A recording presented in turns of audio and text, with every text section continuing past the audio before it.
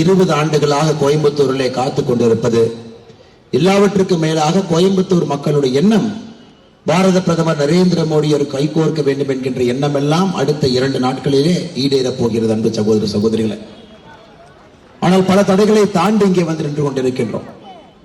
எதுவும் கூட பாரதிய ஜனதா கட்சிக்கு எளிதாக கிடைக்காது. பாரதிய ஜனதா கட்சி அனைத்தையும் போராடித்தான் பெறும். அது பாரதிய ஜனதா கட்சியினுடைய சரித்திரம். இந்த கட்சி மட்டும்தான் இதற்கு முன்பு ஜனசங்கமாக இருந்த பொழுது தன்னுடைய 2 தலைவர்களே மர்மமான முறையில் இழந்திருக்கிறது.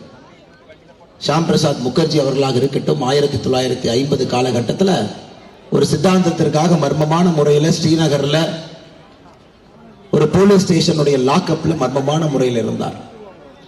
இதெல்லாம் பார்க்கும் பொழுது பாரதிய ஜனதா கட்சி ஒரு மிக மிக வித்தியாசமான கட்சி. ஏன் இது வித்தியாசமான கட்சி என்றால், நாட்டிற்கு எது சரியான முடிவோ அதை எப்பொழுதும் எடுப்பதற்கு பாரதிய ஜனதா கட்சி தயங்கியதே கிடையாது. நாட்டிற்கு நல்லது என்றாலும் கூட, அது தேர்தலில் நமக்கு கெட்டது என்றாலும் கூட பாரதிய ஜனதா கட்சி அந்த செய்திகளை உடனுக்குடனும் துல்லியமாகவும் தெரிந்து கொள்ள சப்ஸ்கிரைப் பண்ணுங்க.